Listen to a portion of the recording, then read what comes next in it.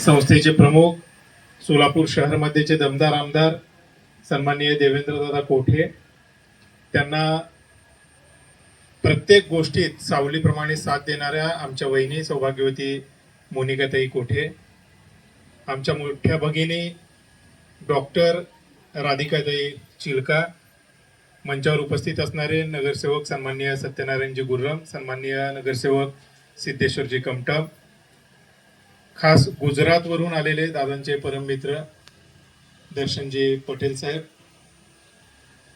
शाळेच्या मुख्याध्यापिका आमचे सन्माननीय मार्गदर्शक रमेश यन्नम साहेब, आजच्या या कार्यक्रमाला आल्यानंतर ज्यांना खरोखर मनापासून धन्यता वाटत असणार आहे असे या शाळेतल्या सर्व विद्यार्थ्यांचे आजी आजोबा,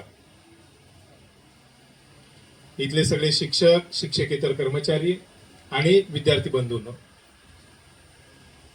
तात्या साहेबांचं कार्य संपूर्ण सोलापूरला माहिती आहे. मला वाटतं या शाळेतल्या अगदी लहान मुलांपर्यंत सुद्धा वेगवेगळ्या कार्यक्रमांच्या माध्यमातून तात्या साहेबांचं काम पोचलं असणार आहे.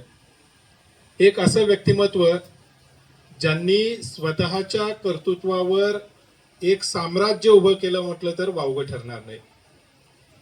आज राजकारणामध्ये सोलापुरात अनेक मोठी नावं जी आपल्याला ऐकायला बघायला मिळतात, त्यांच्याशी जरी आपण संवाद साधला, सुदैवानं आमदार देवेंद्रदादांसोबत यापैकी अनेक लोकांशी भेटण्याचा योग येतो आणि मग काही माजी महापौर, काही स्थायी समितीचे चेअरमन, काही नगरसेवक असं बोलताना आवर्जून भेटतात की आम्ही शून्य होतो, आम्हाला म्हणजे दगडाला शेंदूर फासून देव बनवण्याचं काम जर कोणी केलं असेल तर तात्यासाहेबांनी केलं.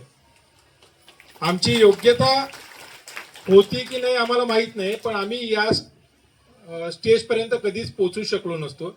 आम्ही इतक्या सामान्य कुटुंबातले होतो, आम्हाला कोणी विचारलं देखील नसतं. पण तात्यासाहेबांनी हे कर म्हटल्यानंतर आम्हालाच एका महापौरांनी सांगितलेलं वाक्य आहे. महापौरांनी सांगितलं की जेव्हा तात्यांनी सांगितलं की जा तू महापौराचा फॉर्म भर, मी नाव सांगायला सुद्धा काही हरकत नाही, माजी महापौर विठ्ठल करबसू जाधव साहेब आवर्जून, आणि तेही देवेंद्रदादांचं कौतुक करताना ते म्हणाले की याच्यामध्ये तात्या दिसतात, तात्या आमचा बाप असल्यासारखा होता असं विठ्ठल करबसू जाधव साहेब म्हणाले. आणि महापौर असताना ते म्हणत होते की तिसरी शिकलोय तात्या, मी महापौर कसा होऊ, अरे तुला काय करायचंय मी सांगतो ना, जा फॉर्म भर, असं अधिकारवाणींनी तात्यांनी सांगितलं. आणि माझा महापौराचा कार्यकाळ लोकहिताचा ठरला. मी हे करू शकलो ते फक्त आणि फक्त तात्यासाहेब आमच्या पाठीशी होते म्हणून करू शकलो, असं माजी महापौरांनी सांगितलं. अनेक स्थायी समितीचे चेअरमन वगैरे खूप किस्से ऐकायला मिळतात. तात्यासाहेबांचं वर्णन आपण सगळ्यांनी ऐकलं असणार आहे. पण मला या निमित्तानं सांगावंसं वाटतं की इथं बसलेल्या प्रत्येक आजी आजोबाला वाटत असणार आहे, आजी आजोबांसाठी ही नातवंड म्हणजे जणू दुधावरची साय असते तशी आहे.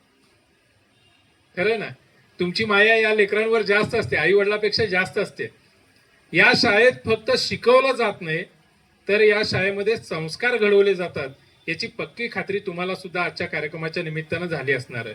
कारण आजचं जग आपण बघितलं तर प्रत्येक जण मोबाईलमध्ये गुंफलेला आहे. घरात आल्यानंतर सुद्धा एकमेकाशी संवाद हरवलेला आहे.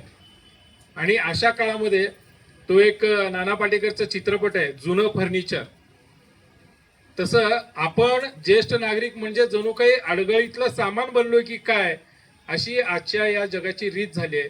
पण या काळात सुद्धा जसं आमदार देवेंद्रदादा कोठे नित्य वंदनीय म्हणून दादा रोजच म्हणजे तात्यांचं जेव्हा जेव्हा स्मरण करतात ते तात्या म्हणजे सर्वस्व आहे, तात्या म्हणजे माझं दैवत आहे म्हणतात. जसं अनेकांना नामस्मरण करण्याची सवय असते, आपापल्या कुलदैवताचं नाव घेतो, इष्टदेवताचं नाव घेतो, तसं दादा नेहमी स्मरण तात्यांचं करतात. कोणही आला, एखादा गरजू आला आणि त्याला मदत करताना तात्यांचा दाखला देतात, तात्या असते तर असं केले असते, तात्या असं करायचे हे सांगून त्यांच्या विचारांचं आचरण करताना दादांना बघायला मिळतं. आणि हाच संस्कार आपल्या शाळेतल्या विद्यार्थ्यांमध्ये रुजला पाहिजे. ज्याप्रमाणे आपण आई वडिलांचं, गुरुजनांचं आणि आजी आजोबांचं स्मरण करतो, त्याप्रमाणे आपल्या शाळेत शिकणारी पिढी सुद्धा घडली पाहिजे. या दृष्टीनं मला वाटतं हा अतिशय अभिनव उपक्रम आहे. इतर शाळेमध्ये कदाचित राबवला जात नसावा असा हा उपक्रम आहे. विद्यार्थी मित्रांनो, तुम्हाला माहिती असेल, कोणतीही जर पूजा करायची ठरली, तुम्ही घरी पूजा करता की नाही, सगळ्यात आधी कोणत्या देवाची पूजा करता?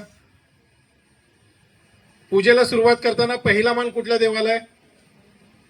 कुठल्या देवाला आहे? गणपतीला आहे. गणपतीला मान कशामुळे मिळाला माहिती आहे? त्याला 10 दिशांचा अधिपती म्हणतात.